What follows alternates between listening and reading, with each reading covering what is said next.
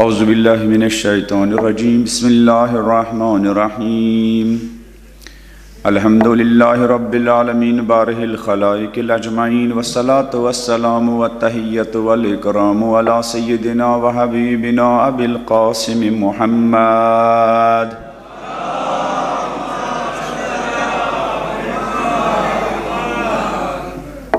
الذي بيصلي وتمم مكارم الأخلاق وإنه لعلى خلق عظيم وعلى أهل بيته الطيبين الطاهرين المعصومين الذين أذهب الله عنهم الرجس وطهرهم تطهيرا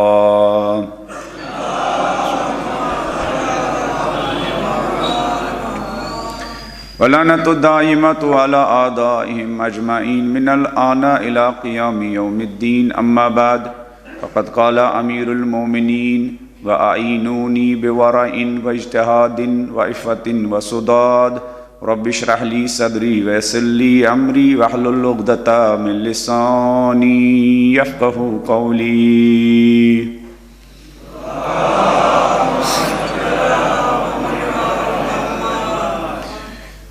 ایام شہادت بی بی فاطمہ الزہرا سلام اللہ علیہا ہیں۔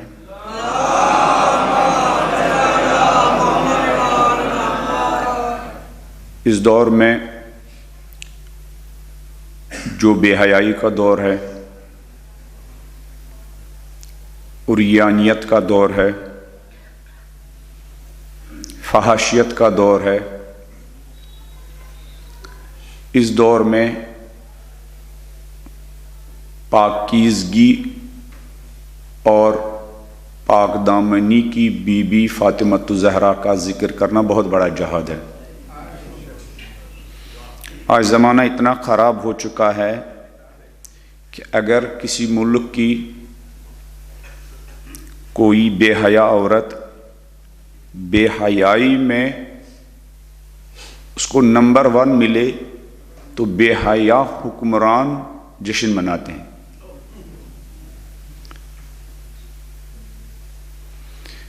تو اس دور میں یہ گویا ہم عزاداروں پیروان اہل بیت کی اس بے حیا تہذیب اور اس بے حیا سویلائزیشن کے ساتھ جنگ ہے جو ہم مجلس میں حاضر ہوتے ہیں، گویا آپ اعلان جنگ کرتے ہیں۔ کس کے ساتھ؟ اس بے حیا تہذیب کے ساتھ، اس بے حیا تمدن کے ساتھ، اس بے حیا سویلائزیشن کے ساتھ۔ اس لیے کہ دنیا والے بے حیا کرداروں کے نام پر جمع ہوتے ہیں، ہم باحیا اور عصمت و عفت کے ستاروں کے نام پر جمع ہوتے ہیں۔ یہ عظیم تربیت اور یہ عظیم میراث ہمیں اپنے مرحومین کی تربیت کے طفیل میں ملی ہے۔ خدا ان سب کو کروٹ کروٹ جنت نصیب فرمائے۔ خدا ان سب کو فاطمہ الزہرا اور اولاد فاطمہ الزہرا کی شفاعت نصیب فرمائے۔ جن علماء سے ہم نے آج تک اہل بیت کے بارے میں سنا، اگر وہ بھی قبروں میں سو رہے ہوں، خدا ان کو بھی اولاد علی و فاطمہ الزہرا کی شفاعت نصیب فرمائے۔ جن مرثیہ خان شعراء نواخوانوں کے کلام سے ہمارے دلوں میں اہل بیت کی یاد تازہ ہوئی، اگر وہ بھی قبروں میں سو رہے ہوں، خدا ان کو بھی اولاد فاطمہ الزہرا کی شفاعت نصیب فرمائیں۔ ہر زمانے میں شہیدوں نے اپنے خون سے مکتب اہل بیت کو سینچا ہے اور اس کی آبیاری کی ہے۔ ہمارے زمانے میں بھی اہل بیت کے جیالوں نے وطن چھوڑے، بیوی بچوں کو چھوڑا، اپنا آرام چھوڑا، جنگل بسائے، پہاڑوں میں زندگی بسر کی، بم دھماکوں میں زندگی بسر کی، خطروں میں کود پڑے، اور جو ہماری عزت اور آبرو ہے اور ہمارے جو مقدسات ہے ان کی حفاظت کی، خصوصاً ان مدافعین حرم کا دفاع کرنے والوں کا جو لشکر تھا، ان کے سالار شہید قاسم سلیمانی جو ہمارے زمانے کے مالک اشتر تھے، اور شہید ابو مہدی وہ بھی اپنے زمانے کے مالک اشتر تھے، ان کے درجات بلند ہے۔ خدا ان تمام شہداء کو شہدائے کربلا کے ساتھ معشور فرمائے۔ ان تمام شہداء کی شفاعت ہم سب کو، ہمارے والدین، ہمارے بیوی بچوں اور تمام مومنوں کو شامل حال فرمائے۔ جن مرحومین کی ایصال ثواب کے لیے یہ مجلس منعقد کی گئی ہے، بیدار حسین مرحوم، وجیحہ خاتون مرحوم، شمیم حیدر مرحوم، ریاض حسین کربلائی مرحومہ اور رسولن کربلائی مرحومہ، خدا ان سب کو بھی محمد و آل محمد کی شفاعت نصیب فرمائے۔ آپ کے اور میرے تمام مرحومین کو ان ایام کے طفیل میں اہل بیت علیہ السلام کے جوار میں جگہ عنایت فرمائے۔ جنہوں نے آپ کو سکھایا، جنہوں نے مجھے حقیق طالب علم کو سکھایا پڑھایا، خدا ان سب کو ان ایام فاطمیہ کے مجالس کے طفیل میں کروٹ کروٹ جنت نصیب فرمائے۔ جب قرآن پڑھنا چاہیے تو بلند آواز میں پڑھنا چاہیے، مل جل کر پڑھنا چاہیے۔ تمام مرحومین کی مغفرت کے لیے، جن مرحومین کے ایصال ثواب کے لیے مجلس منعقد کی گئی ہے، ان کی مغفرت کے لیے، شہداء، جن شہداء کا میں نے ذکر کیا ان کے درجات بلند ہیں، ان کی بلندی درجات کے لیے سب مل کر بلند آواز میں سورہ مبارکۃ الفاتحہ کی تلاوت کرتے ہیں۔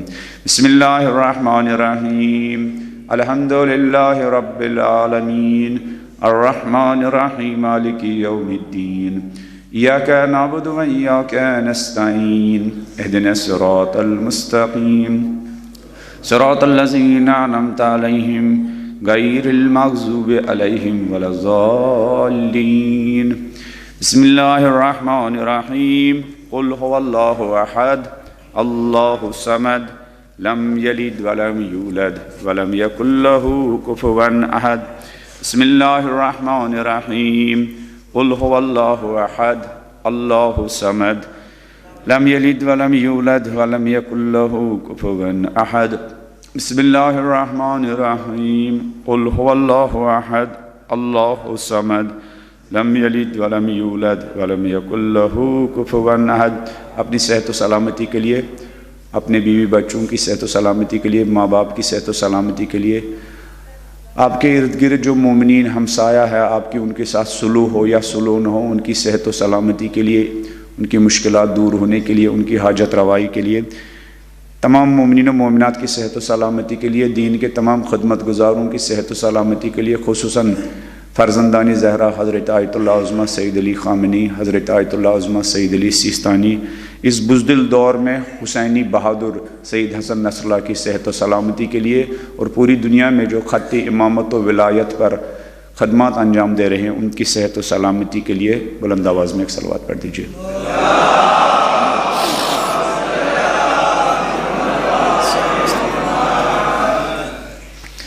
نہج البلاغہ لیٹر نمبر 45 کے چند نورانی جملے میں نے آپ کے خدمت میں تلاوت کیے، جس میں مولا کم سے کم توقع جو اپنے پیروکاروں اور اپنے شیعوں سے رکھتے ہیں ان کا ذکر کرتے ہیں۔ کم سے کم چیزیں جو ایک شیعہ کے اندر ہونی چاہیے ان کا ذکر کرتے ہیں۔ دو طرح کے شیعہ ہیں،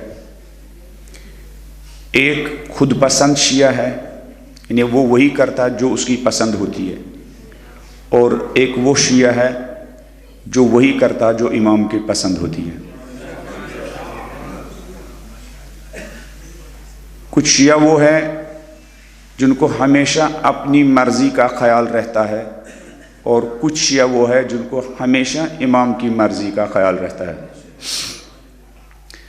کچھ شیعہ وہ ہے جو منمانی کرتے ہیں، اور کچھ شیعہ وہ ہے جو امام کی مانتے ہیں۔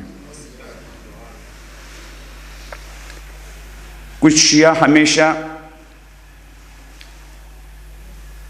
اپنی پسند کی، اپنی مرضی کی اور اپنی خواہشات کی چیزوں کا خیال رکھتے ہیں۔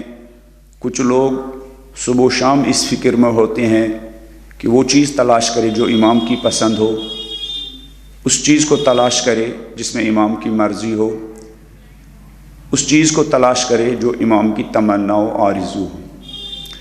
کچھ شیعہ اپنی تمناؤں کو پورا کرنے میں لگے ہوئے ہیں اور کچھ شیعہ امام کی تمناؤں کو پورا کرنے میں لگے ہوئے ہیں۔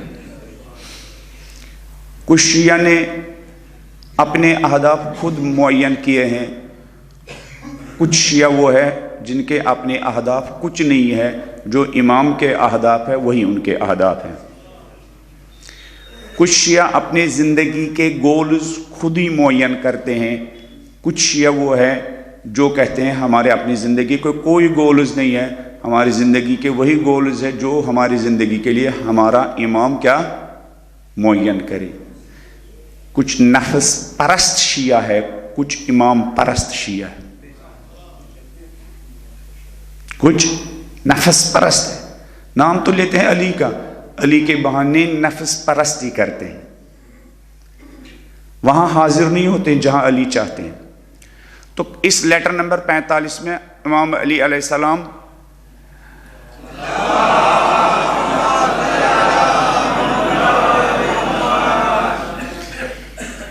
یہ بھی ایک اہم بات ہے کہ ہمیں کس کتاب سے یہ پتہ چلے امام کی پسند کیا ہے۔ وہ کتاب جس کے ذریعے امام کی پسند کا پتہ چل سکتا اس کتاب کا نام ہے نہج وہ کتاب جس کے ذریعے امام کے اہداف کا پتہ لگایا جا سکتا اس کتاب کا نام نہج البلاغہ ہے۔ وہ کتاب جس کے ذریعے امام کی مرضی کا پتہ لگایا جا سکتا اس کتاب کا نام ہے نہج وہ کتاب جس کے ذریعے امام کے گولز کا پتہ لگایا جا سکتا ہے اس کتاب کا نام ہے نہج البلاغہ۔ وہ کتاب جس کے ذریعے امام کی تمناؤں کا علم ہو سکتا ہے اس کتاب کا نام ہے نہج البلاغہ۔ وہ کتاب جس کے ذریعے ہم یہ سمجھ سکتے ہیں امام کا ہماری زندگی کے لیے اس کائنات کے لیے کیا ویژن ہے، امام کا اس کائنات کے لیے کیا ویژن ہے، امام نے شیعوں کے لیے کیا خواب دیکھے ہیں، امام نے اس کائنات کے لیے کیا خواب دیکھے۔ امام کے خواب ہیں اور اس کائنات کے لیے سب سے بہترین خواب علی مرتضیٰ نے دیکھے ہیں۔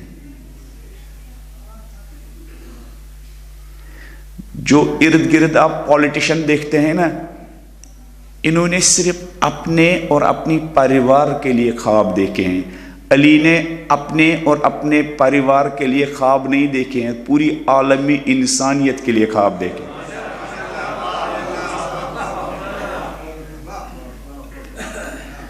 تنہا وہ امام جس نے اپنے اور اپنی پریوار کے لیے خواب نہیں دیکھے، انسانیت کے لیے خواب دیکھے، اور انسانیت کے لیے خواب اس طرح دیکھے کہ وہ انسانیت کے خواب دیکھنے کے لیے، انسانیت کے لیے جو اس نے گولز بنائے ہیں، علی خود اور اپنی اولاد کو ان خوابوں کی تعبیر کے لیے قربان ہونے کے لیے تیار ہے۔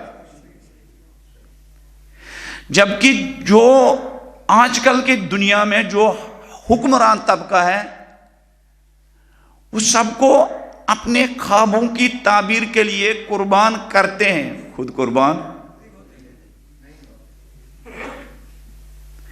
سب کو بھوکا رکھیں گے، اپنے پریوار کی بھوک برداشت۔ علی کہتے ہیں نہیں، بھوک کو مٹانا میرا خواب ہے۔ بھوک مری کے خلاف علی نے کیا کی؟ جنگ کی اور جہاد کی، لیکن بھوک مری کے لیے علی اور فاطمہ نے اپنے بچوں کو بھوکا رکھا، لیکن بھوکوں کی بھوک برداشت نہیں کی۔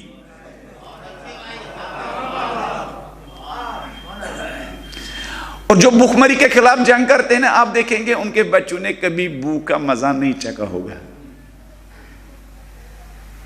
جو بھوک مری کے خلاف جنہوں نے جنگ کی، جو نعرے دیتے ہیں، سلوگنز دیتے ہیں، ریلیاں نکالتے ہیں، اگر آپ ان سے پوچھیں گے ذرا آپ ہمیں بتائیے بھوک کس چیز کا نام ہے، وہ نہیں بتا سکتے۔ علی علیہ السلام اور فاطمہ نے اور اولاد علی نے خود بھوک کا مزہ چکھا ہے۔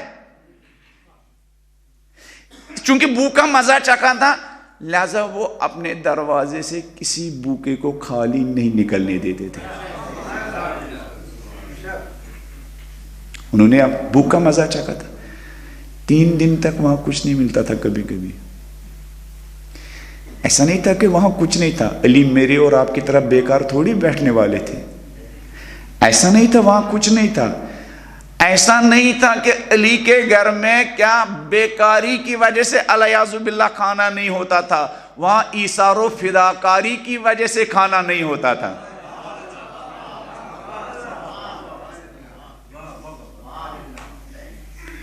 کبھی کبھی انسان کے یہاں بھوک ہوتی ہے اس لیے کہ بیکار بیٹھا ہوا ہے, ہمت ہی نہیں ہے کمانے کی, گھر سے نکلنے کی ہمت ہی نہیں ہے. نہیں, علی علیہ السلام کے یہاں جو بھوک ہوتی تھی وہ بھوک الیاذ باللہ گھر میں بیکار بیٹھنے کی وجہ سے نہیں. بیکاری علی تو دیکھی ہی نہیں, علی نے بیکاری دیکھی نہیں. یہ علی کا فرزند خامنئی کہتا ہے, جو لوگ کہتے ہیں کہ علی خاموش گھر میں بیٹھے ہوئے, یہ علی پر الزام لگاتے ہیں. علی کبھی خاموش ہی نہیں بیٹھا. علی گھر کی چہار دیواری میں بیکار نہیں بیٹھا ہوا ہے. آپ جو لا الہ الا اللہ محمد الرسول اللہ پڑھتے ہیں, یہ علی کی جہاد کا صدقہ ہے.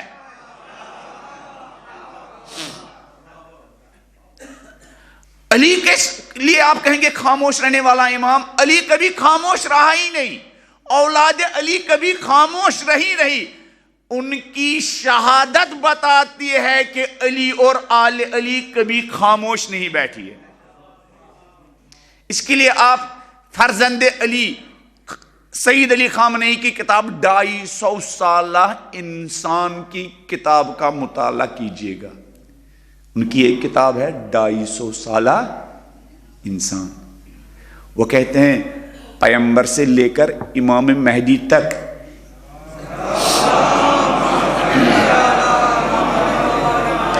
یہ جو آپ کو 14 لوگ نظر آتے ہیں, یہ 14 لوگ نہیں ہیں, یہ گویا ایک ہی ہیں. اور اس ایک انسان کی عمر گویا 250 سال ہے. ہاں 250 سال میں اس انسان کو مختلف مراحل طے کرنے پڑے. اس نے ہر زمانے کے مطابق 250 سالہ انسان نے جس زمانے کا جو تقاضا تھا وہی کام انجام دیا. لیکن یہ گویا ایک 250 سالہ انسان تھا.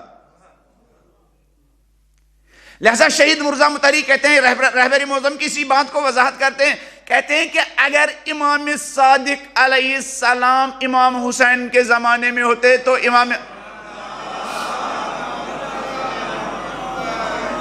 اگر امام صادق امام حسین کے زمانے میں ہوتے تو کیا کرتے؟ بالکل وہی کرتے جو حسین نے کیا. اگر امام صادق امام حسین کے زمانے میں ہوتے تو امام صادق بھی کربلا بساتے, اور اگر امام حسین امام جعفر صادق میں ہوتے تو کیا کرتے؟ وہی کرتے جو امام صادق علیہ السلام نے کہا, وہی علمی درسگاہ کا اہتمام اور بنیاد ڈالتے.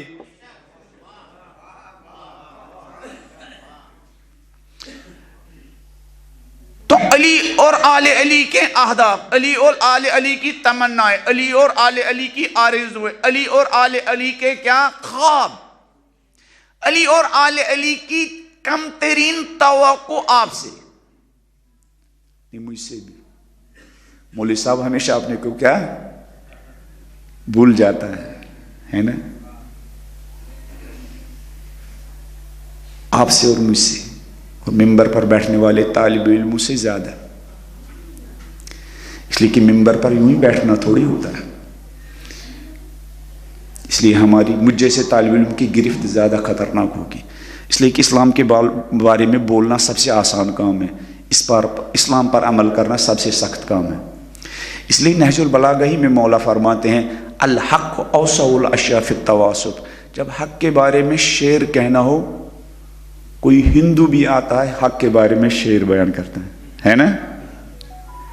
الحق اوسع الاشیاء فی التواسط. مولا علی فرماتے ہیں حق کے بارے میں جب داد دینی ہو, جیسے ابھی آپ نے بھوک مری کے بارے میں نے 2 جملے کہے تو آپ نے داد دی, لیکن اگر آپ کا کوئی بھوکا شیعہ آپ کے دروازے پر آئے اور آپ کھانا کھا رہے ہو تو آپ اپنے بچوں کی روٹی دے سکتے ہیں؟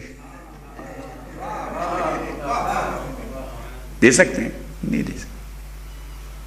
آپ کی بات چھوڑیے, میں جو ممبر پر باتیں کر رہا ہوں, میں اپنے بچوں کی روٹی دے سکتا ہوں.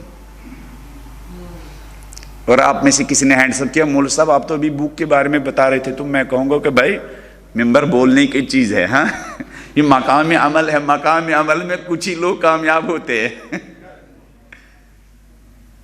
مقام عمل مولا فرماتے ہیں جب حق کے بارے میں کیا تعریفیں کرنی ہو، داد دینی ہو، تو مولا فرماتے ہیں اوسع الاشیاء فی التواصب، تو حق کا دائرہ بہت وسیع ہے۔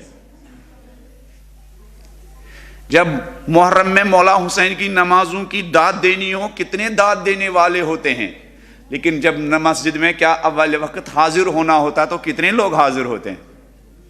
پھر مولا فرماتے لیکن جب حق پر عمل کرنے کا وقت ہو تو حق کا دائرہ سکڑ جاتا ہے، حق کا دائرہ سکڑ جاتا ہے۔ تو اہل بیت کی تمنا اور اہل بیت کی آرزویں اپنے شیعوں کے بارے میں، اس لیٹر نمبر 45 میں سنا ہوگا آپ نے علماء سے، یہ بستی، یہ شہر علماء کی بستی ہے، مومنین کی بستی ہے،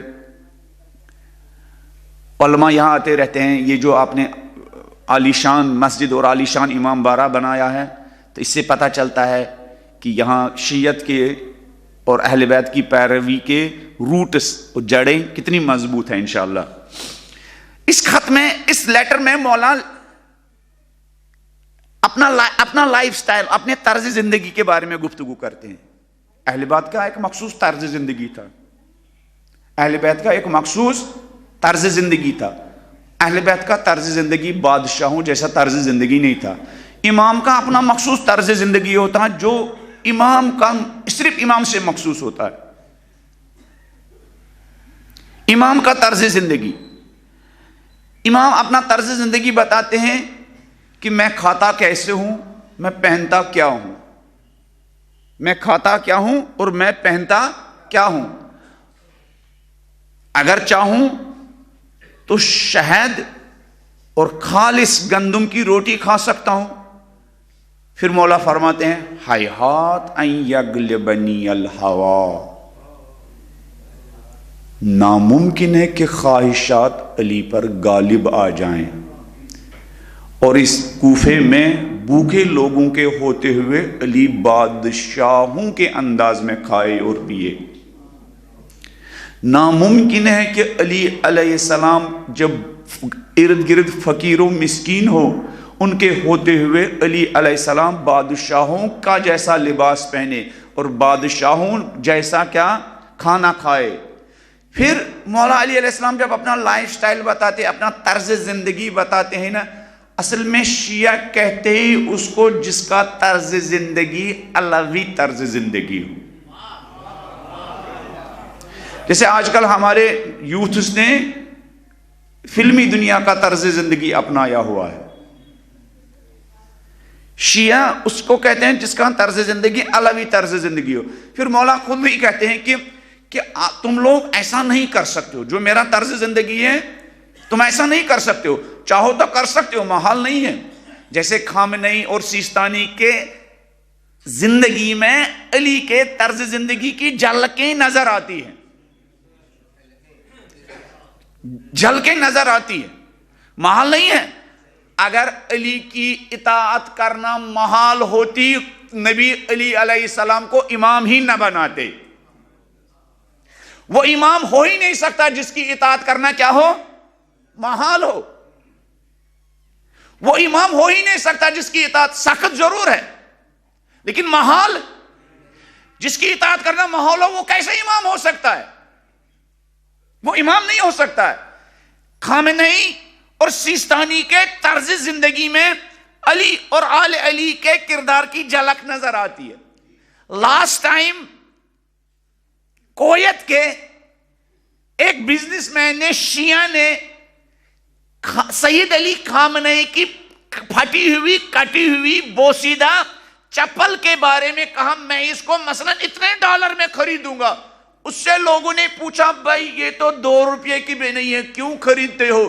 کہا اس چپل کو دیکھ کر ہمیں علی علیہ السلام کی سادگی یاد آتی ہے۔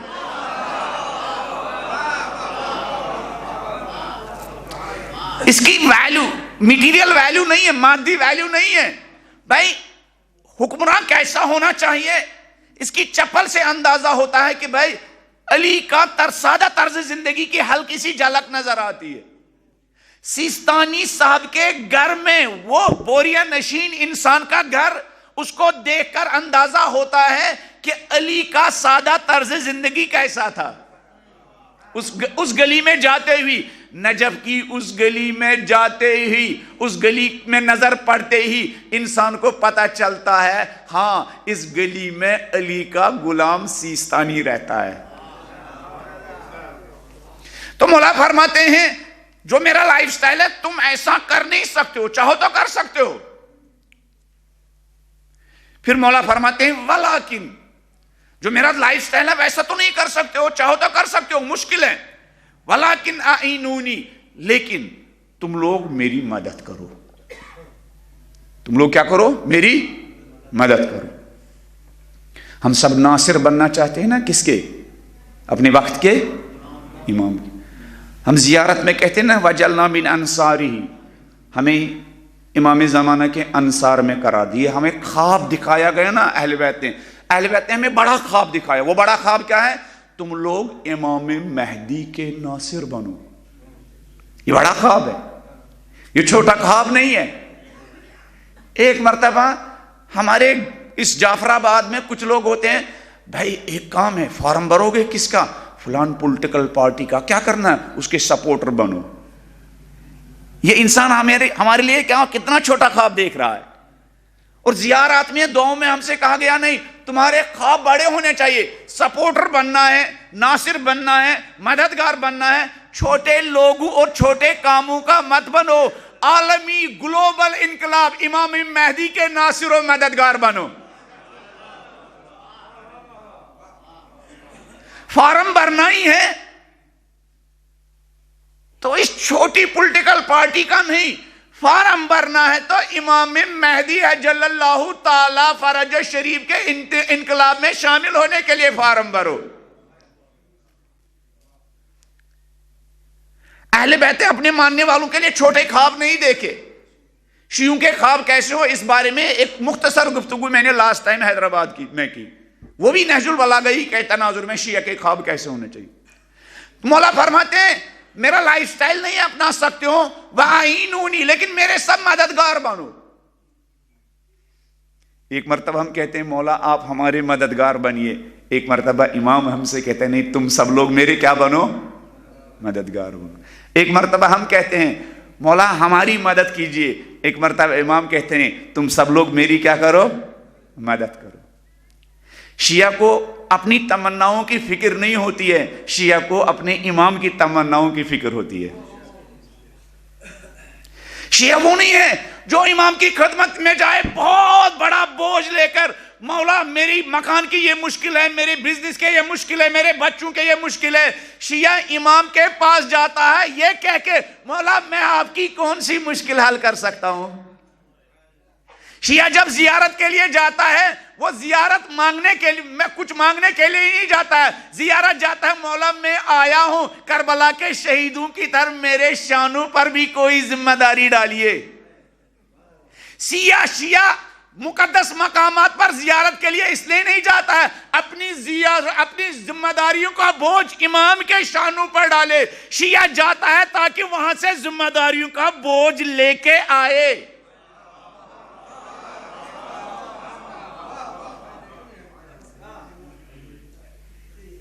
لیکن ہم بوجھ ڈالنے جاتے ہیں، بوجھ لینے، ہم بوجھ ڈالنے جاتے ہیں. اس لیے جگہ جگہ ہم نے ڈورے بندھی ہوئی ہوتی ہے نا، اس لیے چونکہ ہم چھوٹے خواب لے کے جاتے ہیں. اگر ہم زیارت کر کے واپس لوٹے تو پتہ چلا قافلہ سالار نے سارا کھانا بانٹ دیا، میرے پاس کچھ نہیں بچا. جس زبان سے ہم امام کی زیارت کر کے آتے ہیں یہ 4G 5G سپیڈ کے ساتھ گالیاں دینا بھی شروع کر دیتی ہے.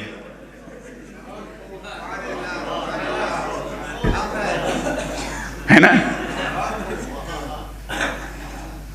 نہیں، وہاں زیارت کی بات چھوڑیے، اگر مجلس کے بعد یہاں تبرک کم پڑ جائے تو جس کو نہیں ملے گا نا وہ کس حالت میں گھر جائے گا؟ نہیں، کس حالت میں جائے گا؟ وہ زندوں کو چھوڑیے، مرحومین کو بھی گالیاں دے گا. زندوں کو چھوڑے مرحومین کو بھی گالیاں دے گا. اصل میں ہمارا پورا نظام خراب ہے. ہم مجلس میں جانے کے لیے بھی ہمارا ویژن بہت چھوٹا ہوتا ہے. مجلس میں کیوں جانا ہے؟ تبرک لینا ہے. اچھا تبرک کس چیز کا نام ہے؟ بریانی کا کوئی ڈبہ ہونا چاہیے, کوئی بسکٹ ہونا چاہیے, کوئی جوس ملنا چاہیے.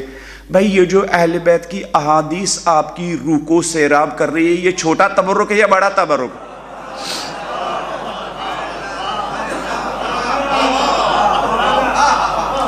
بھائی روٹی نہ ملنے پر آپ ناراض ہوتے ہیں, یا یہ جو آپ کیا نہاری وغیرہ تقسیم کرتے ہیں نا آپ یہاں, ہے نا وہ جو ہوتے ہیں کلچا وغیرہ ہیں لکھنؤ میں جو تقسیم ہوتا ہے, مجھے تو پتا بھی نہیں اس کو کیا کہتے ہیں, ریڈ کلر کی ہوتی ہے, اس کو کیا کہتے ہیں؟ ہاں شیرمال نہ ملے تو اس کو آپ تبرک سمجھتے ہیں. واللہ تب تک ہمارے اندر کوئی انقلاب نہیں آ سکتا ہے جب تک ہم اہل بیت کے کلام کو, احادیث کو, نہج البلاغہ کو, صحیفہ سجادیہ کو اور اس نورانی سیرت کو اگر ہم تبرک سے زیادہ اہمیت نہ دیں, ہزاروں مجلس کرنے کے بعد بھی ہمارے اندر انقلاب نہیں آئے گا.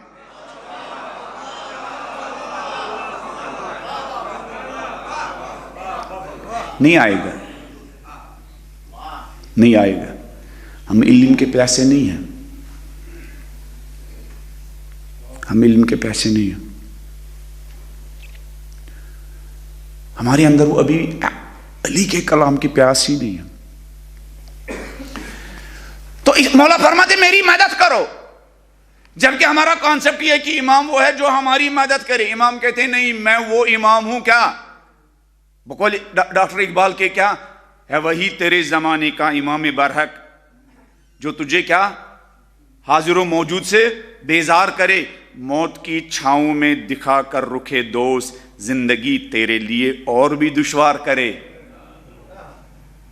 امام وہ ہے جو تمہارے لیے زندگی دشوار کرے, دن بھر کماؤ اور پھر شام کو امام کی نصرت میں جعفر آباد کے غریبوں, مسکینوں, لاچاروں میں جو آپ کو بانٹنے کے لیے مجبور کرے, وہی تمہارا امام ہے.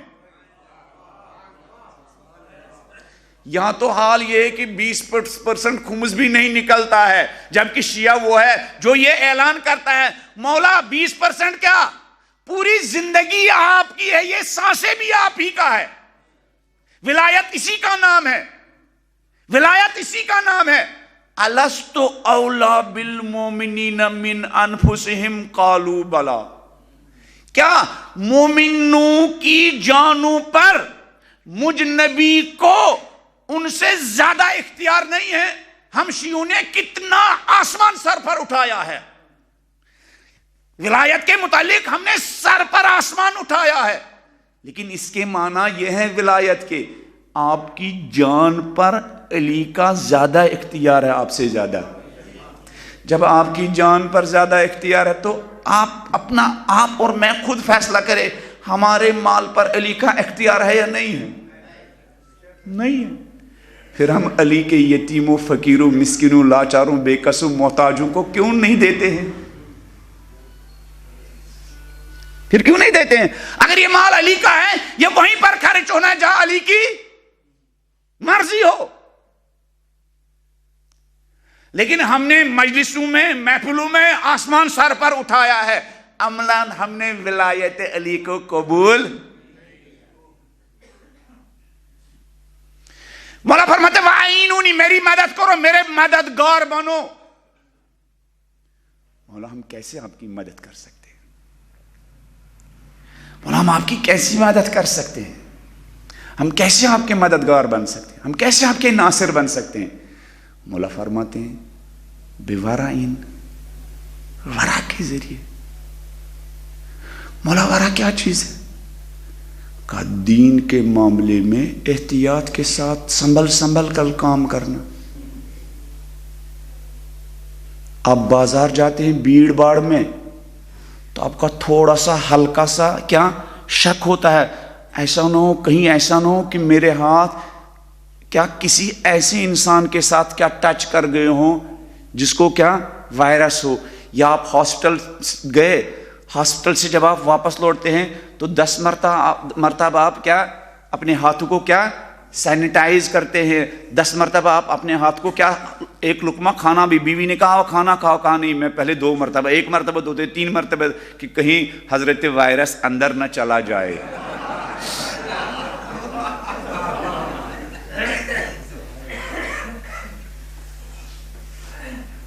تو آپ جب زندگی کے معاملے میں اتنے احتیاط کرتے ہیں. اچھا جسم کے بارے میں بے احتیاطی سے کیا ہوتا ہے؟ انسان بیمار ہوتا ہے. جسم کے بارے میں بے احتیاطی سے کیا ہوتا ہے؟ جسم انسان کا کیا ہے؟ بیمار ہوتا ہے، مختلف امراض میں مبتلا ہو جاتا ہے. دنیا کے بارے میں بے احتیاطی کرنے سے کیا ہوتا ہے؟ مالی نقصان ہوتا ہے. دکان پر اگر آدمی چالاک آدمی نہ ہو، اس کو حساب کتاب نہ لکھنا آتا ہو، وہ دن میں بظاہر کماتا ہے، لیکن چونکہ حساب کتاب پتہ نہیں ہے کس کو دیا. ایک صاحب نے 20,000 کا کیا لیا تھا؟ قرضہ لیا تھا، اس نے 1,000 لکھا اور 19,000 کا وہیں خسارہ ہو گیا. جسم کے بارے میں بے احتیاطی سے انسان کو بیماریاں لاحق ہوتی ہے. دنیا کے بارے میں بے احتیاطی سے انسان کو کیا مالی نقصان ہوتا ہے. دین کے بارے میں بے احتیاطی سے انسان کی آخرت تباہ و برباد ہوتی ہے. دین کے امام کہتے ہیں وَآئِنُونِي بِوَرَائِن، ورا کے ذریعے. مولا کیا یعنی تمہاری زندگی میں سب سے زیادہ جس کام میں جس چیز میں آپ کو سب سے زیادہ سیریس ہونا چاہیے وہ تمہارا دین ہے، جس کے بارے میں سب سے زیادہ سیریس ہونا چاہیے. اب ڈاکٹر کے پاس دوائیاں لینے جاتے ہیں، مجھے پتا چلا کہ یہاں الحمدللہ مومنین پڑھتے ہیں، لکھتے ہیں، محنت کرتے ہیں. ایسا ہی ہونا چاہیے. شیعہ بستی میں کوئی بیکار نہیں ہونا چاہیے. شیعہ بستی اس کا نام ہے جہاں کیا لوگ بھیک مانگنے والے ہو. شیعہ بستی اس کا نام ہے جو بھوکوں کو کھلانے والی بستی کا نام ہے شیعہ بستی.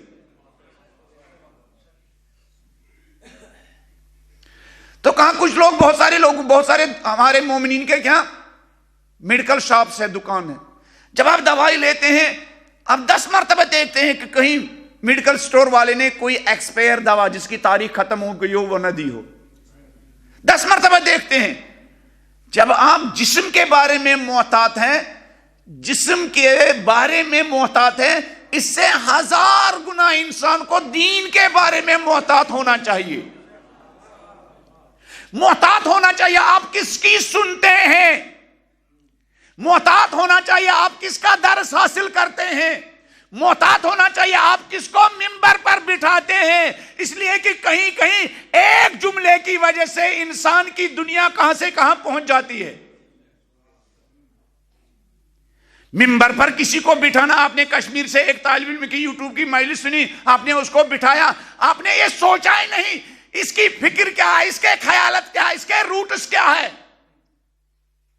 یہ ہمارے یوتھ کو، ہمارے نوجوانوں کو کہاں لے کے جائے گا؟ یہ اہل بیت کا مطیع بنائے گا یا اہل بیت کا باغی بنائے گا؟ یہ مرجعیت کا حامی بنائے گا یا مرجعیت کا باغی بنائے گا؟ یہ جو مرجعیت کے بارے میں جو بغاوت ہے کہیں کہیں پر، وہ بغاوت ان نوجوانوں میں نہیں تھی، وہ بغاوت کا زہر منبر پر بیٹھنے والوں نے گھول دیا ہے. بے احتیاطی کس نے کی؟ بے احتیاطی دعوت دینے والے نے کی. لہذا اس گمراہی میں جہاں ایسے نام نہاد خطبہ شامل ہیں، ایسے بے احتیاطی کے ساتھ بلانے والے مومنین بھی برابر ان نوجوانوں کی گمراہی میں شامل ہیں. جہاں کہیں جس منبر پر بھی کسی مرجع کے خلاف زبان درازی ہو رہی ہو، خصوصاً ان فرزندان زہرا جن کی وجہ سے ہماری سب آبرو ہے. جعفر آباد والوں نے جنت البقیع کی طرح الیاذ باللہ خدا وہ دن نہ دکھائے. کربلا اور نجف کے بارے میں بھی انہدام کے بارے میں اسی طرح مجالس کا انعقاد کیا ہوتا اگر سید علی خامنئی اور سید علی سیستانی اور ان کے مالک اشتر ابو مہدی اور قاسم سلیمانی نہ ہوتے. میں اور آپ کیا کر سکتے تھے؟ ہم الیاذ باللہ انہدام فلان کی طرح، کیا انہدام جنت البقیع کی طرح مجلس منعقد کر سکتے تھے. یہ ان سید زادوں کی وجہ سے ہے، یہ ان فرزندان زہرا کی وجہ سے ہے کہ ہم دیکھ رہے ہیں کہ انہوں نے کس طرح وقت کی یزیدیت کا شر شیعوں سے اور مقدس مقامات سے دور کیا. اور اب کہیں کہیں پر ان سید زادوں کو، فرزندان زہرا، ان کی سلامتی کے بجائے الیاذ باللہ ان کو کتنے گھٹیا الفاظ کے ساتھ کیا توہین کی جاتی ہے۔ البتہ ان کی توہین کرنے والوں کی مثال وہی ہے کہ جو انسان آسمان کی طرف تھوکتا ہے۔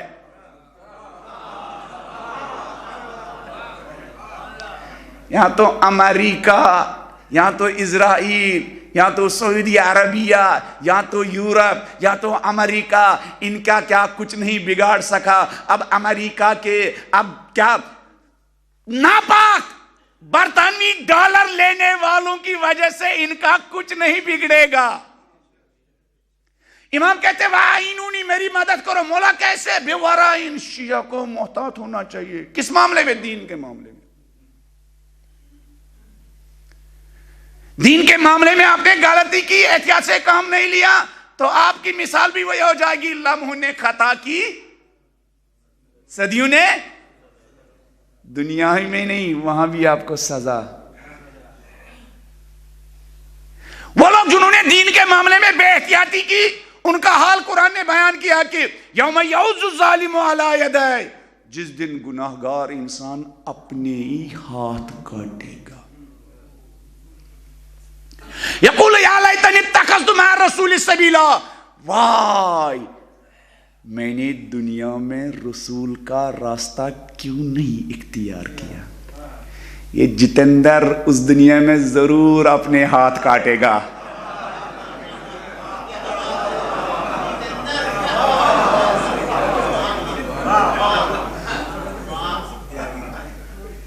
یہ ضرور اپنے ہاتھ کاٹے گا، تمام گناہ گاروں کی طرف فریاد دے گا، یا لیتنی اتخذت مع الرسول سبیلا، میں نے حرام لقمہ کھا کھا کر اس نبی کی توہین کیوں کی ہے۔ اس دنیا کا انجام یہیں پر تھوڑی ہوگا۔ ذرا سی بے احتیاطی کی وجہ سے انسان کہاں سے کہاں پہنچ جاتا ہے، ذرا سی بے احتیاطی کی وجہ سے انسان کو سب سے زیادہ دین کے بارے میں، خاص کر آج کے دور میں، ہمارے نوجوان نے واٹس ایپ پر، فیس بک پر، انسٹاگرام پر تھوڑی سی بے احتیاطی کی، ہاں بیوی کے ساتھ رشتے ختم، بچوں کے ساتھ رشتے ختم، ہاں ہم گئے تھے کیا موج منانے کے لیے، پتہ چلا بے احتیاطی کی وجہ سے اس گھر کو بھی آگ لگ گئی ہے، اس گھر کو بھی آگ لگ گئی ہے۔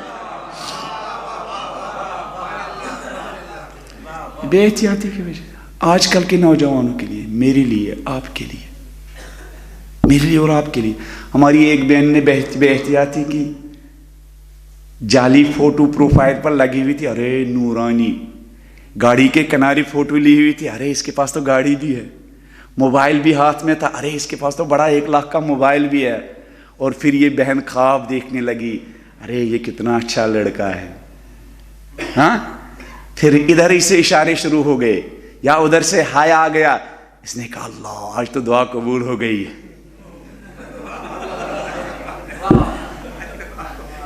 ہمارے نوجوان بھی یہی کرتے ہیں، اور پھر ایسے چکر میں پھنسنے والے سارے نوجوان، وہ چاہے مذکر ہو یا مؤنث ہو، سارے پھر اسی دنیا میں، خدا کہتا ہے گناہگار اس دنیا میں ہاتھ کاٹے گا، اس چکر میں پھنسنے والے اسی دنیا میں اپنے ہاتھ کاٹتے ہیں، اس چکر میں پھنسنے والے اسی دنیا میں ہاتھ کاٹتے ہیں، لیکن تب تک گھر کو کیا آگ لگ گئی ہے، تب تک ماں باپ کی عزت کیا تباہ و برباد ہو گئی، تب تک اس نوجوان کی صلاحیتیں اور ٹیلنٹ ضائع۔ مولا فرماتے ہیں مولا ورا احتیاط آپ کریں گے، یہی میری مدد ہے، تم جو احتیاط کے ساتھ زندگی بسر کرو یہی میری مدد ہے، ذرا سی غفلت کی وجہ سے۔ اور ان مجالس کا رول یہ ہے کہ یہ لوگ انسان کو غفلت سے نکالتی ہیں، اس نماز جمعہ کا رول یہ ہے کہ یہ انسان کو غفلت سے نکالتی ہے، اس نمازی جماعت کا رول یہ ہے کہ یہ انسان کو غفلت سے نکالتی ہے. اس مذہبی لٹریچر کا رول یہ ہے کہ یہ انسان کو غفلت سے نکالتی ہے. صبح و شام قرآن پڑھنے کا رول یہ ہے کہ یہ انسان کو غفلت سے نکالتا ہے. اچھے دوستوں کے ساتھ اٹھنا بیٹھنا، اس کا رول یہ ہے کہ یہ انسان کو کیا غفلت سے نکالتی ہے. کبھی کبھی اپنے کاروبار کو بند کرو، کسی کیمپ میں شرکت کرو، وہاں انسان کی آنکھ کھل جاتی ہے. وہاں کسی انسان کی آنکھ کھل جاتی ہے. یوٹیوب میں گندگی کو سرچ کرنے سے بہتر ہے کہ کسی ایسے کو سرچ کرے جو مجھے کیا غفلت سے نکالے. کچھ لوگوں کا بیان آپ کو غافل بنا دیتا ہے، کچھ لوگوں کو بیان آپ کو غفلت سے نکال دیتا ہے. کچھ لوگ آپ کو بے عملی کے ذریعے غافل کرتے ہیں. وہ کہتے ہیں علی کے نام لینے والوں کے لیے نماز پڑھنے کی ضرورت نہیں ہے. کچھ لوگ آپ کو غفلت سے نکالتے ہیں کہ بھائی اگر علی کے ماننے والوں کے لیے نماز کی ضرورت نہ ہوتی تو کربلا کے ان بھوکے پیاسے لوگوں نے 9 محرم کو پانی کے بجائے نماز کے لیے مہلت کیوں مانگی؟ ہے نا بھائی، اگر نماز کی آپ کو ضرورت نہیں ہوتی، عمل کی ضرورت نہیں ہوتی تو کربلا کے ان بھوکے پیاسوں نے تپتی ریت پر صفیں کیوں قائم کی؟ تیروں کی بارش میں نمازیں کیوں قائم کی؟ ذرا سی غفلت کی وجہ سے انسان کہاں سے کہاں پہنچ جاتا ہے. ثعلبہ انصاری پیغمبر کے صحابی تھے. جس طرح مجلس میں حاضر ہوتے ہیں، آگے آگے رہتے ہیں، محرم میں آگے آگے رہتے ہیں، نماز میں آگے آگے رہتے ہیں. ثعلبہ انصاری پیغمبر کے ایک فقیر صحابی تھے. سب سے پہلے پیغمبر کے پیچھے کھڑے ہو جاتے تھے، سب سے پہلے مسجد میں حاضر ہوتے تھے، لیکن ہمیشہ پیغمبر سے کہتے تھے یا رسول اللہ کوئی دعا دیجئے، اس غریبی سے نجات مل جائے. پیغمبر کہتے تھے ثعلبہ تمہارے لیے یہی بہتر ہے. ارے یا رسول اللہ مدینے کے سارے غریبوں کو پھر آپ میری طرف کو کیا حوالہ دیجئے، ان کی ذمہ داری میری ہے. ثعلبہ تمہارے لیے یہی بہتر ہے. ہر نماز کے بعد پیغمبر کے پاس یا رسول اللہ دعا تو دیجئے نا. بکری خریدی اور کاروبار میں دفعتاً کیا ہو گئی ہے، وسعت ہو گئی کہ مدینے میں جگہ کم پڑ گئی، اور نتیجہ ثعلبہ کو کیا مدینے سے باہر اپنا وہ نماز جمعہ میں کیا حاضر ہوتا تھا، نماز میں حاضر ہوتا تھا. پھر ایک مرتبہ کہا ایک دن نماز میں کیا حاضر نہیں ہوا، چلو صبح میں نہیں جائیں گے، تھوڑا دور پڑتا ہے، تھوڑا دور پڑتا ہے. شیطان دفعتاً انسان کو کیا حق سے منحرف نہیں کرتا ہے، دفعتاً یہ نہیں کرتا. پہلے آپ کو نماز صبح سے غیر حاضر رکھے گا، پھر آپ کہیں گے کوئی بات نہیں صبح کی 2 رکعت میں غیر حاضر رہا، ظہرین میں نماز مولوی صاحب کے پیچھے پڑھوں گا، مغربین بھی کیا مولوی صاحب کے پیچھے پڑھوں گا. ہاں عاشورہ میں بھی ایسا کرے گا، پہلے فرسٹ محرم کو آپ کو مجلس سے دور رکھے گا، ہاں پھر دوسری محرم کو آپ سے دور رکھے گا، پھر لوگ کیا 5 مجلسیں کر چکے ہیں، آپ 6ٹھی مجلس میں آ جائیں گے، یہاں تک کہ آپ پہنچتے پہنچتے عاشورہ کی مجلسوں کا انکار کریں گے. پھر آپ وہابیوں کی طرح کہیں گے ان مجلسوں کا میں کیا فائدہ ہے، یہ جو تبرک تم لوگ بانٹ رہے ہو ضائع کر رہے ہو، کسی یتیم کو دے دو. ہے نا کچھ لوگ اسی طرح کے خیالات رکھتے ہیں نا. ثعلبہ نے صبح کی مجلس میں چھوڑا، ظہرین وہیں آتا تھا، پیغمبر کے پاس آتا تھا، مغربین بھی آتا تھا. پھر کہا ارے کام کا بوجھ زیادہ ہے، کسٹمر زیادہ ہوتے ہیں، حساب مینٹین کرنا ہوتا ہے، اکاؤنٹنٹ کا کام بھی خود ہی سنبھالنا پڑتا ہے. کہا چلو ظہرین میں بھی نہیں جائیں گے، اب صرف مغربین میں جایا کریں گے. کتنی کم ہو گئی؟ 2 وقت کی کم ہو گئی ہے، 3 وقت کی کم ہو گئی ہے. پھر اور کام بڑھ گیا، اور زیادہ اس کو کیا بڑا سا وہ ان کے لیے انتظام کرنا پڑا، اور زیادہ کاروبار بڑھتا گیا. اب دوسرے شہروں اور دوسرے سٹیٹس میں بھی یہ مال سپلائی کرنے لگا، مال آتا گیا. تو کہا ارے مغربین کے لیے نہیں، اب تو بہتر ہے کہ صرف نماز جمعہ کے لیے جایا کروں گا، نماز جمعہ کے لیے. پھر پورے ہفتے اپنے کام میں مصرف و مست و مگن، نماز جمعہ میں جانے لگا. ہفتے میں ایک دن وہ انسان جو 5 وقت کی نماز پیغمبر کے پاس پڑھتا تھا، پھر ایک زمانے میں کہا ارے اب تو اتنا کام بڑھ گیا ہے، اب مجھے مدینے جانے کی، نماز جمعہ میں جانے کی شرکت کے لیے موقع ہی نہیں ہے. دین کے معاملے میں غفلت. اس لیے یہ ہے کہ شام کو سونے سے پہلے مولوی صاحب اپنا گریبان ایسے ہی پکڑو جس طرح دو پارٹنر، دو شریک جب وہ آپس میں حساب کرتے ہیں ایک دوسرے کے مقابلے میں کیا پاؤں پر کھڑے ہو جاتے ہیں کہ کہیں میرا شریک مجھے دھوکہ نہ دے۔ حدیث میں ہے معصومی نے فرمایا شام کو اپنا گریبان خود ہی پکڑو، یہ انگلی جو دوسروں کے خلاف اٹھاتے ہو اس انگلی کا رخ اپنی طرف کرو۔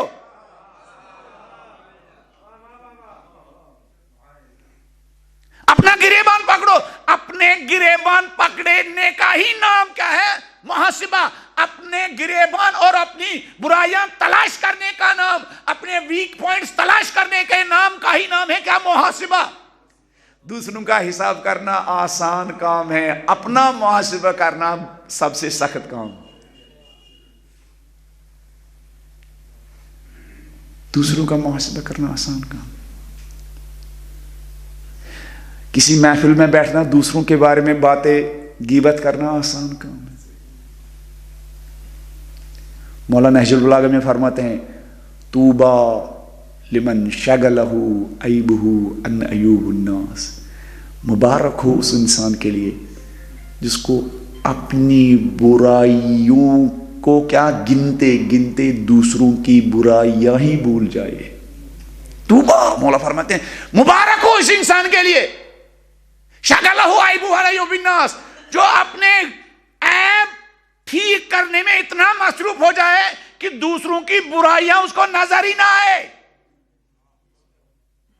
ایک مرتبہ جب صحابہ نے ایک چھوٹی سی غلطی کی، غلطی کا انجام کیا ہوا؟ زکوٰۃ کے واجب ہونے کا حکم آیا۔ پیغمبر نے اپنے دو لوگوں کو بھیجا، جا کے صحابہ کے پاس جاؤ کہ زکوٰۃ کے واجب ہونے کا حکم آ چکا ہے، تم اپنے ان بھیڑ بکریوں کا کیا دو؟ زکوٰۃ دو۔ صحابہ نے پتہ ہے کیا کہا؟ صحابہ نے کہا نہیں، یہ پیغمبر نے یہ حکم خود سے ہی گڑا ہے، آسمان سے کوئی حکم نازل نہیں ہوا۔ یہ وہی صحابہ ہے جو پیغمبر سے کہتے ہیں یا رسول اللہ دعا کیجئے، میرا بزنس تو آپ کیا کام تو جمنے دیجئے، مدینے کے سارے یتیموں کی ذمہ داری میرے سر پر، مدینے کے سارے حاجت مند کی ذمہ داری میرے اوپر، مدینے کے سارے پریشان حالوں کی پریشانی میری پریشانی، اب یہ زکوٰۃ دینے کے لیے تیار نہیں ہے۔ تاریخ نے لکھا ہے صحابہ کو ایک مرتبہ احساس ہوا، اس نے کچھ بھیڑ بکریاں زکوٰۃ کے طور پر بعد میں پیغمبر کی خدمت میں بھیجے تھے، پیغمبر نے قبول نہیں کیے۔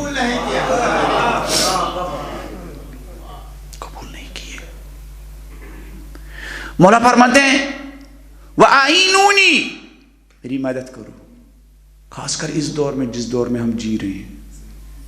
ایک زمانے میں ماں باپ بچوں سے کہتے تھے بیٹا سینما دیکھنے مت جانا،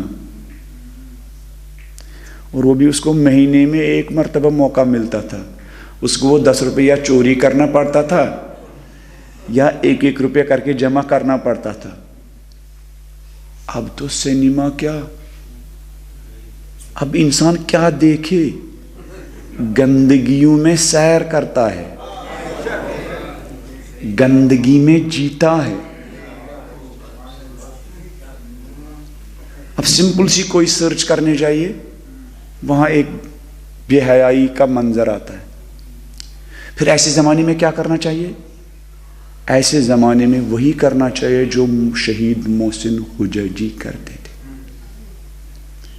علی کے غلام، زہرا کے فرزند خامنئی نے فرمایا محسن حجیجی جس کو بی بی نے اپنا غلام بنایا، جس کو بی بی نے اپنا ناصر بنایا شام میں نے کہا نا کچھ لوگوں کا ٹائٹل پولیٹیکل پارٹیز کے لیے استعمال ہوتا ہے، کچھ لوگوں کا ٹیلنٹ اور صلاحیتیں اہل بیت کے دفاع کے لیے استعمال ہوتا ہے۔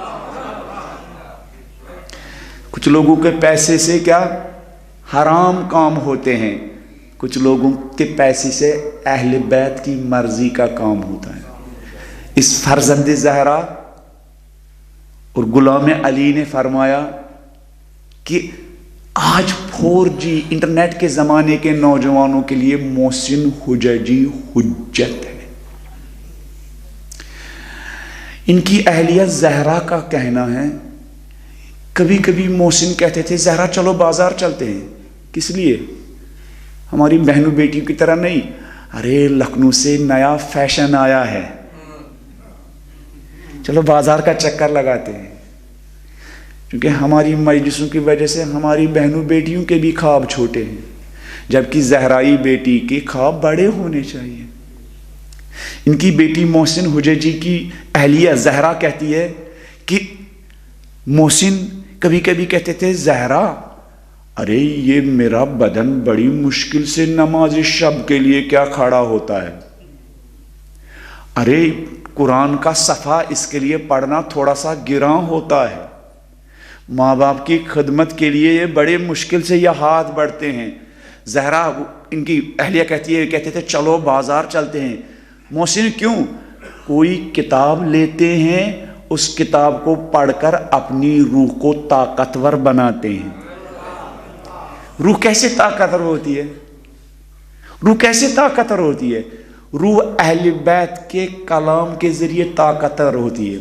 جس طرح جسم کمزور ہوتی ہے تو ڈرپ لگانے کی ضرورت پڑتی ہے نا، تو روح کمزور ہو جائے تو اس کو بھی ڈرپ لگانے کی ضرورت ہے۔ وہ ڈرپ کیا ہے؟ وہ کوئی اچھی کتاب ہے، وہ مولا کا کوئی خطبہ ہے، وہ اہل بیت کی کوئی حدیث ہے، وہ کسی عالم دین کا کیا نصیحت آموز بیان ہے۔ یہ ڈرپ ہے کس کے لیے؟ تاکہ آپ کی روح مضبوط ہو جائے۔ آپ نماز اول وقت کے لیے تیار نہیں ہوتے ہیں، جب آپ اہل بیت کی کوئی کتاب پڑھیں گے تو وہ کتاب آپ کے اندر نماز اول وقت تو دور کی بات نماز شب پڑھنے کا بھی جذبہ بیدار کرے گی۔ پھر زہرا کہتی ہے پھر محسن اور میں پارک میں جاتے تھے، محسن اونچی آواز میں وہ کتاب پڑھتے تھے اور میں ان کی اس پڑھنے کو کیا اپنے کانوں سے سنتی تھی۔ کربلائی میاں بیوی، کربلائی میاں بیوی کہ بیوی شوہر کے لیے سہارا، شوہر بیوی کے لیے سہارا، کربلائی میاں بیوی۔ آج کے نوجوانوں کو اس غفلت سے نکالنے کے لیے اسی محسن حججی کا طرز زندگی اپنانا چاہیے۔ زہرا کہتی ہے، زہرا محسن حججی کی اہلیہ کہ محسن جب جاب بھی نہیں کرتا تھا نا، اس وقت بھی یہ اپنے مال میں سے جو کچھ تھوڑا بہت مال تھا اس میں سے کچھ حصہ غریبوں کے لیے مخصوص کرتا تھا۔ اس وقت بھی اپنا کچھ ٹائم غریبوں کے لیے مخصوص کرتا تھا۔ شہید سلیمانی اتنے عظیم سالار کہ عالم شیعت نے ایسے سالار کم دیکھے ہیں، بلکہ دنیا نے ایسے سالار دیکھے ہی نہیں۔ ایسے سالار کس مکتب کو ملتے ہیں؟ ایسے سالار اس مکتب کو ملتے ہیں جس مکتب کا نصاب اور سلیبس نہج البلاغہ ہو۔ شہید قاسم سلیمانی 40 سال جہاد میں مصروف رہنے والا، 40 سال۔ زبان مولوی صاحب کو کیا زبان میں کوئی کانٹے تھوڑی ہے، کہنا آسان ہے۔ میں بہرائچ سے یہاں آ گیا تو حالت خراب ہو گئی۔ اب ایک انسان کس میں؟ دماغوں میں، خطروں میں، دشمنوں میں، آدھا میں، جس کے سائے کی طرح دشمن پیچھے پیچھے، لیکن ذرہ برابر بھی غرور نہیں ہے، ذرہ برابر بھی غرور نہیں ہے۔ میں پرسوں شہید سلیمانی کی چونکہ برسی بھی قریب نزدیک آنے والی ہے، اس سلسلے میں تفصیل کے ساتھ بات کروں گا۔ ذرہ برابر بھی غرور نہیں ہے۔ ایران کے مشہور مرثیہ خان، مدح خان، نوح خان آقای طاہری کا کہنا ہے زندگی میں احتیاط کیسے کرے، اس نازک دنیا میں اپنے آپ کو کیسے بچائے۔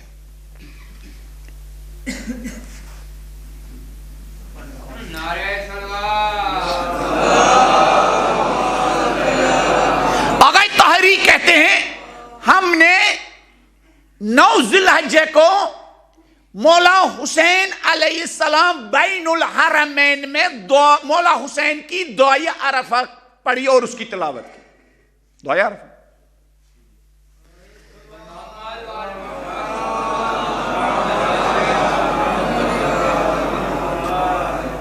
کہ ہم نے وہاں دعائے عرفہ پڑھی. جب ہم واپس لوٹے تو میرے موبائل میں اننون نمبر سے کال آیا. میں نے اٹھایا تو میں نے پہچانا یہ قاسم سلیمانی کی کال تھی. احتیاط. السلام علیکم سردار، طاہری آپ پر قربان. طاہری کو کیوں یاد کیا؟ طاہری میں موصل سے آیا ہوں. موصل وہ پہلا شہر ہے جس پر داعش نے قبضہ کیا تھا اور پھر انہی شہیدوں کے صدقے وہ شہر آزاد ہوا. جنگ لڑ رہے ہیں دشمنوں کے ساتھ لیکن اپنی روح کی غذا کی فکر ہے.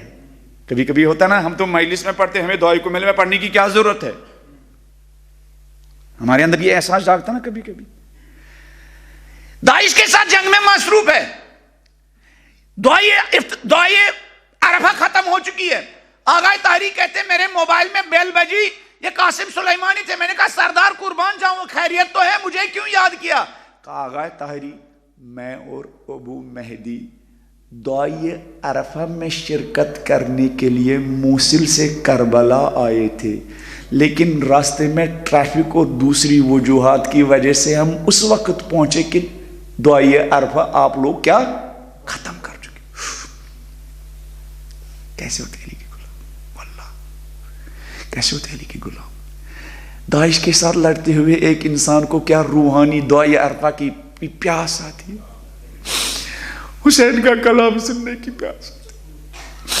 کیسا حسین کا غلام، کیسا حسین کا عاشق. سردار تو لڑ رہا ہے. شاید روحی سردار جواب دے گی یہاں وہی آدمی استقامت دکھا سکتا ہے جس کی روح حسین علیہ السلام کی نورانی دعا سے سیراب ہو چکی ہو. ہم اسلحوں کی وجہ سے تھوڑی لڑ رہے ہیں،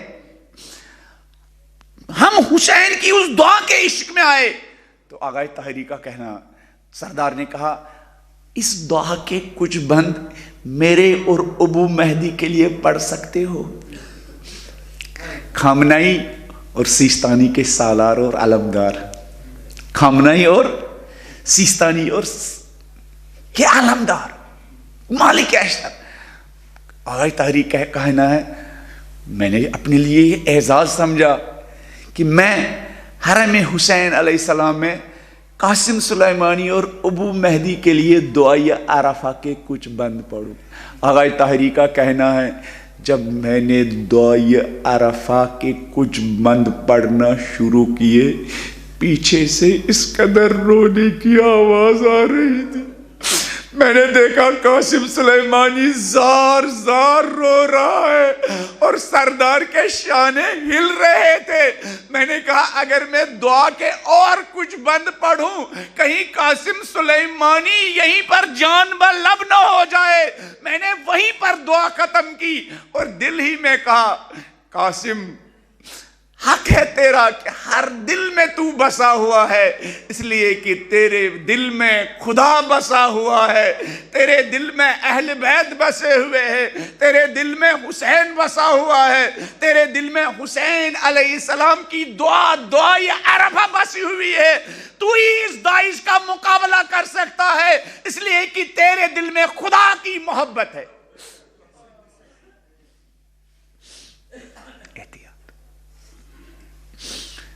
احتیاط.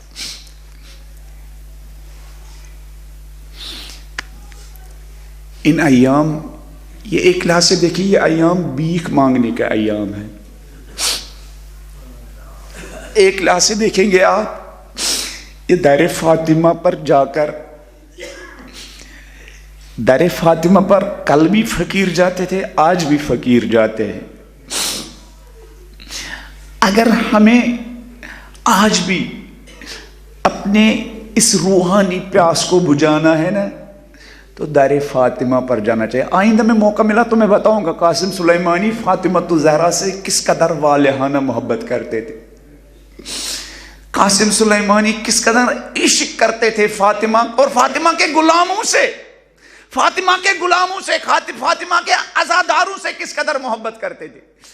ان ایام میں ہمیں، یہ مولانا رومی کا شعر ہے، مولانا رومی کہتے ہیں جوانو دست ہر نا اہل بیمارت کند، ان نا اہل ہاتھ تمہاری مشکلات بڑھا دیں گے۔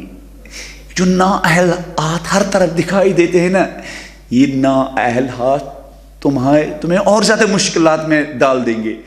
تو مولانا رومی کیا کرنا چاہیے؟ مولانا رومی کہتے ہیں سوئی مادرات عمارت گرد، ہر نااہل ہاتھ تمہاری بیماری، تمہاری مشکلات بڑھا سکتی ہے۔ اے مجلس میں بیٹھنے والے جوان، سوئی مادرات عمارت گرد، سب لوگ ماں کی طرف پلٹ کے آ جاؤ، یہی ماں تمہارے دردوں کا دوا کر سکتی ہے۔ مشرق و مغرب و جنوب و شمال، دائیں بائیں، ہر طرف نااہل لوگ ہیں جوانوں۔ مولانا رومی نوجوانوں کو وصیت کرتے ان نااہل ہاتھوں کے ہاتھ میں ہاتھ مت دو، اس لیے کہ یہ تمہاری مشکلات میں اضافہ کریں گے۔ سوئے مادرات عمارت کند، سب لوگ ماں کی طرف پلٹو، فضیلتوں کے ماں فاطمہ کی طرف پلٹو، انسانیت کی ماں فاطمہ زہرا کی طرف پلٹو، اخلاق کی ماں فاطمہ الزہرا کی طرف پلٹ کے آ جاؤ۔ گویا یہ ایام فاطمہ واپسی کے دن ہیں، فاطمہ کی طرف لوٹنے کے دن ہیں، ماں کی طرف لوٹنے کے دن ہیں، ماں کی طرف واپسی کے دن ہے۔ کون ماں؟ وہ ماں جس کے دروازے کو پیغمبر بھی سلام کرتے تھے۔ عزاداروں پتہ ہے، ابن عباس نقل کرتے ہیں کہ دنیا کے مسلمانوں، میں ابن عباس بتاتا ہوں، میں نے 9 مہینے تک دیکھا پیغمبر جب صبح کی نماز پڑھ کے مسجد سے نکلتے تھے تو ایک دروازے پر رک جاتے تھے۔ ابن عباس، پیغمبر اس دروازے پر کیا کرتے تھے؟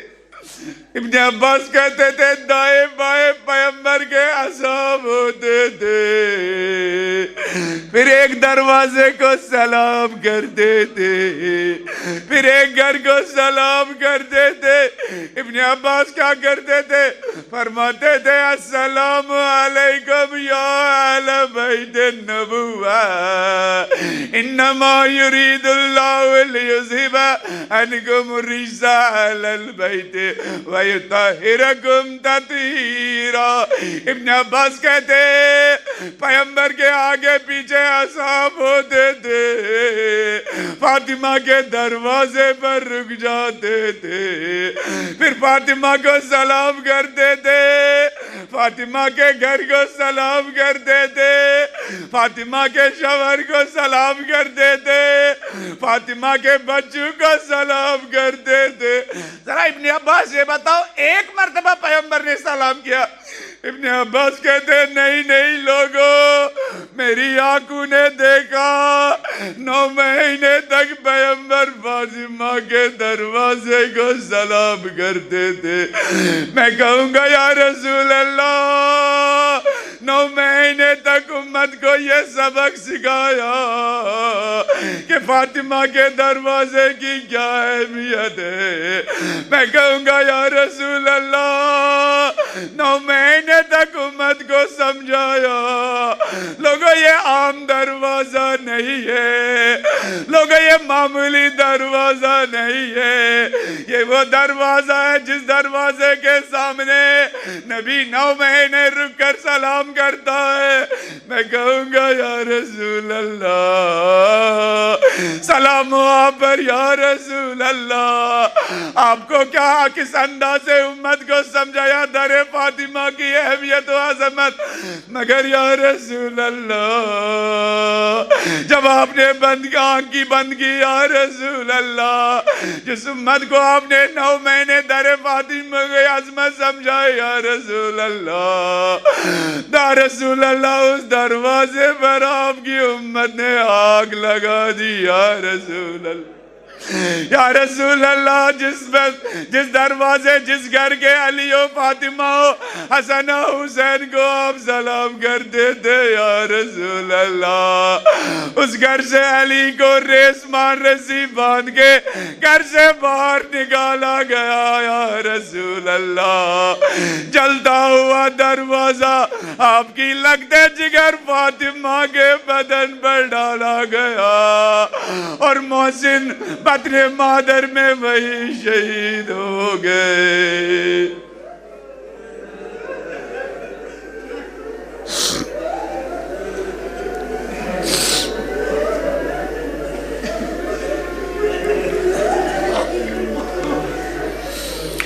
لعنت اللہ علی القوم الظالمین وسیعلم الذین ظلموا ای منقلب ینقلبون انا للہ و انا الیہ راجعون بذنب قضائه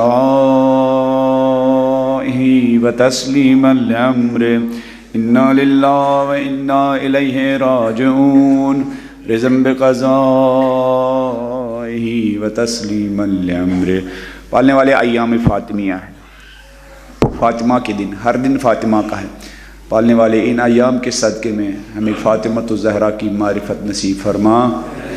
پالنے والے فاطمہ کے ایام ہیں، پالنے والے ان فاطمہ کے طفیل میں ہمیں فاطمی طرز زندگی کو سمجھنے کی توفیق عنایت فرما۔ پالنے والے ان ایام کے طفیل میں سیرت فاطمۃ الزہرا کو سمجھنے کی توفیق عنایت فرما۔ پالنے والے ان ایام فاطمہ کے طفیل میں درد فاطمی کو سمجھنے کی توفیق عنایت فرما۔ پالنے والے ان ایام فاطمہ کے طفیل میں مشن فاطمی کو سمجھنے کی توفیق عنایت فرما۔ پالنے والے ان ایام فاطمیہ کے طفیل میں حیاء فاطمی، عفت فاطمی کو سمجھنے کی توفیق عنایت فرما۔ پالنے والے فاطمہ کی آخری وصیت علی کو قرآن کی وصیت تھی، پالنے والے اس قرآن کے ذریعے ہمیں اپنی زندگیوں کے اندر انقلاب پیدا کرنے کی توفیق عنایت فرما۔ پالنے والے نور قرآن اور نور اہل بیت کے ذریعے ہمیں اپنے گھروں کو نورانی بنانے کی توفیق عنایت فرما۔ پالنے والے نور فاطمہ اور نور قرآن کے ذریعے اپنی زندگیوں کو نورانی بنانے کی توفیق عنایت فرما۔ پالنے والے نور فاطمہ اور نور قرآن کے ذریعے ہمیں اپنے معاشروں کو، اپنی بستیوں کو، اپنے محلوں کو نورانی بنانے کی توفیق عنایت فرما۔ پالنے والے نور فاطمہ اور نور قرآن کے ذریعے ہمیں اپنی مجلسوں کو، اپنے ان امام بارگاہوں کو، ان مسجدوں کو نورانی بنانے کی توفیق عنایت فرما۔ پالنے والے مختلف نعمتوں سے نوازا ہے، مختلف صلاحیتوں سے نوازا ہے، پالنے والے ان نعمتوں کو، ان صلاحیتوں کو قرآن اور اہل بیت کا پیغام عام کرنے کے لیے استعمال کرنے کی توفیق عنایت فرما۔ پالنے والے پردہ غیب میں فرزند زہرا امام زمانہ پاک و پاکیزہ انسانوں کے انتظار میں ہیں، پالنے والے ایسا کردار جو کردار امام زمانہ کو پسند آئے، ایسا کردار اپنانے کی توفیق عنایت فرما۔ پالنے والے ایسی زندگی جس زندگی کا خریدار امام زمانہ فرزند زہرا بنے، ایسا کردار اور ایسی زندگی بسر کرنے کی توفیق عنایت فرما۔ پالنے والے امام مہدی کے مشن کی آبیاری کرنے کی توفیق عنایت فرما۔ پالنے والے اہل بیت کے صدقے، قرآن کے صدقے، امام مہدی کے صدقے ہمیں اپنے اختلافات کو دور کرنے کی توفیق عنایت فرما۔ ایک امت کی طرح زندگی گزارنے کی توفیق عنایت فرما۔ ہمارے نوجوانوں کو انقلاب مہدی کے لیے ایک دوسرے کے ہاتھ میں ہاتھ دینے کی توفیق عنایت فرما۔ پالنے والے دین کے تمام خدمت گزاروں کا سایہ ہمارے سروں پر دراز فرما۔ پالنے والے اس مجلس میں جو نوجوان ہیں، پالنے والے ان کو کربلا کے شہیدوں کا طرز عمل اپنانے کی توفیق عنایت فرما۔ پالنے والے جو مجلس میں ہمارے بزرگ ہیں، ان کا سایہ ہمارے سروں پر دراز فرما۔ پالنے والے دین کے تمام خدمت گزاروں کی توفیقات میں اضافہ فرما۔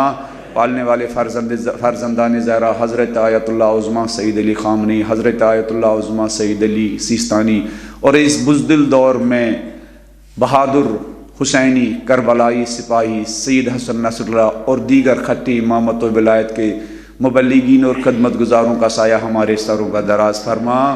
پالنے والے دشمنان اسلام کو نیست نابود فرما۔ پالنے والے دنیا مختلف مشکلات میں گر چکی ہے، پالنے والے ظہوری امام زمانہ کے ذریعے بشریت اور انسانیت خصوصاً پیروان اہل بیت کی مشکلات آسان فرما۔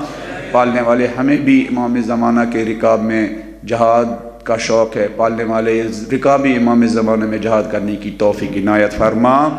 امام زمانہ کے آغوش میں جام شہادت پینے کی توفیق عنایت فرما۔